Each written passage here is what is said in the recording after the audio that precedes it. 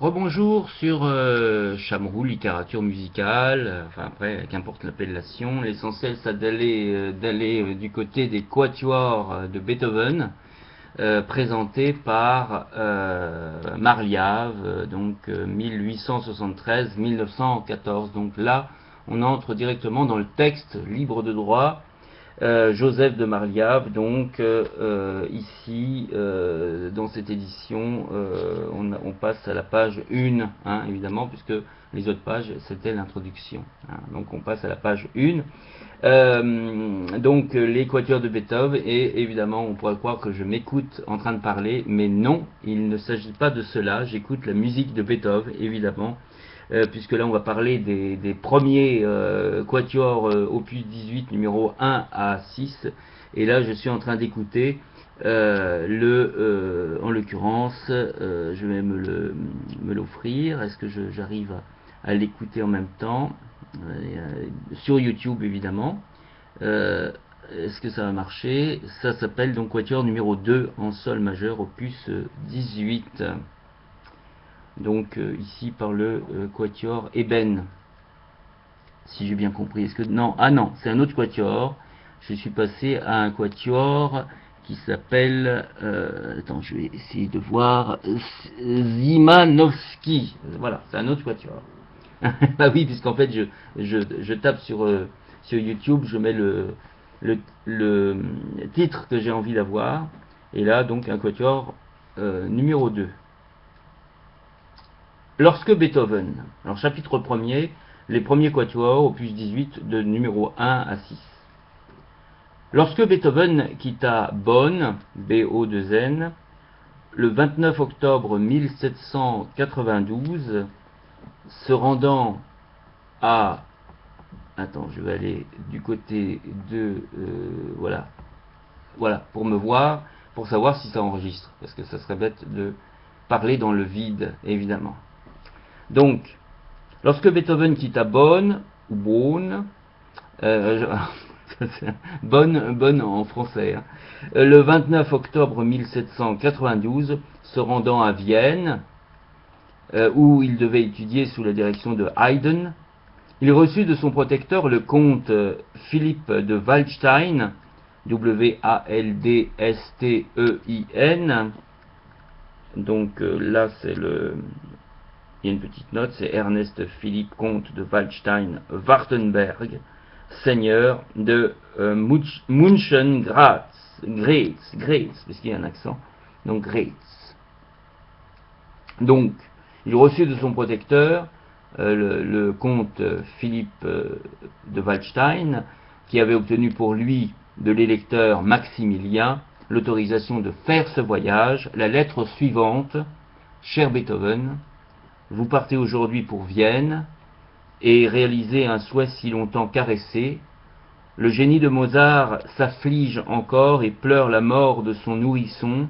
Auprès de l'inépuisable Haydn, il a trouvé refuge, mais pas d'occupation. Il souhaite par lui être transmis encore à quelqu'un. Allez et travaillez. Des mains de Haydn, vous recevrez l'esprit de Mozart. Votre vrai ami, Waldstein, Bonn, le 29 octobre 1792. Une incarnation du génie de Mozart opérée par les puissantes mains d'Haydn. En petite note, toujours une petite note de Jean Escara. Les notes sont toujours très intéressantes, évidemment. On sait cependant, moi je le savais pas, donc c'est les profs qui te disent on le sait, tout le monde le sait. Ouais, mais toi tu le sais, non, moi je le savais pas. Donc, on sait cependant que Beethoven refusa toujours le titre d'élève d'Haydn. Ries, R-I-E-S, raconte que Haydn lui-même avait désiré que Beethoven mît sur le titre de ses ouvrages élève de Joseph Haydn. Beethoven ne le voulut pas, parce que, disait-il, il avait pris quelques leçons auprès de Haydn, mais n'avait rien appris de lui. Voilà. Donc, Non, on retourne à la page 1. Une incarnation du génie de Mozart, opérée par les puissantes mains d'Haydn, c'est ainsi que dut apparaître Beethoven au monde de la musique lorsque, 9 ans plus tard, furent édités en 2 séries rapprochées les 6 quatuors de l'opus 18 que devait suivre de près la première symphonie. Page 2. La limpidité et la vigueur de Haydn se rencontraient, dans ses œuvres juvéniles, alliées à la suavité de Mozart. Mais au lieu d'être une copie de ces 2 maîtres, elles s'affirmaient comme l'expression définitive de leur art. Ainsi se trouvait réalisée l'espérance amicale du comte de Waldstein. En même temps, certains traits plus forts, quelques touches plus saisissantes, symptômes d'un génie prêt à naître, annonçaient que cet espoir serait bientôt dépassé. C'est en 1801. La douleur, déjà, avait frappé à sa porte. Elle s'était installée chez lui pour n'en plus sortir. Donc, la petite note, il faudrait aller du côté de Romain Roland, qui a fait un Beethoven, pas libre de droit, donc je ne pourrais pas citer, page 17. Entre 1796 et 1800, la surdité avait commencé ses ravages. Ses oreilles s'emplissaient de bruissements affreux. De jour en jour, son ouïe s'affaiblissait. Beethoven n'avait pas encore osé confier à ses amis les plus intimes le secret de cet état dont il éprouvait une sorte de honte. Ce fut pendant ces années de souffrance, d'autant plus atroces qu'il les voulait tenir cachées, qu'il écrivit l'opus 18. Véritablement, c'est là le premier des héroïques mensonges dont sa vie fut remplie, car il mit dans ses 6 quatuors toute son âme jeune et malgré tout confiante. On les nommerait son sposalizio, S-P-O-S-A-L-I-Z-I-O, dit de Lenz en parlant des trios à cordes opus 1. C'est aussi exact des quatuors. Ils ont la grâce, la couleur et le charme du tableau de Raphaël. Cependant, sous le frais sourire de cet insouciant visage, on découvre parfois une nuance de mélancolie, là où l'on ne pensait trouver que la tendre inspiration d'un autre Mozart. Page 3. Mais, joyeux ou triste, Beethoven chante avec une telle ardeur vitale, une telle abondance mélodique, que l'on perçoit l'insuffisance prochaine de la forme où il s'enferme encore. À cet égard, les 6 quatuors de l'opus 18 sont inférieurs aux 6 grands quatuors de Mozart. Cela, en effet, témoigne d'une adaptation de la technique à l'idée qui est proprement géniale. En dépit de quelques conventions, la souplesse, la libre allure de ses œuvres, riches de trouvailles harmoniques, balance à merveille le jeu d'une sensibilité infiniment flexible. De là une impression d'absolue perfection, absente de l'opus 18. On pressent que Beethoven devra bientôt créer une formule nouvelle pour exprimer musicalement le monde des sentiments nouveaux qui agitent son esprit, et cela ne va pas sans quelque rupture d'équilibre entre la forme et le fond. Composés presque simultanément, ces 6 quatuors sont groupés sous le même numéro d'œuvre. Les dates fournies par les cahiers d'esquisse indiquent que leur composition appartient aux années 1798, 99 et 1800. L'ordre dans lequel ils furent écrits n'est pas celui de l'édition définitive. Ceci ressort non seulement de la succession des esquisses, mais encore d'une affirmation de Ries, R-I-E-S, le 3e des quatuors pour instrument à cordes, opus 18, qui est en Ré majeur, est le premier composé de tous les quatuors de Beethoven. Celui en Fa, qui le précède maintenant, est originairement le 3e. Ries le Gentil, page 136. Cependant, Ries se trompe, ou du moins son assertion n'est qu'à moitié exacte.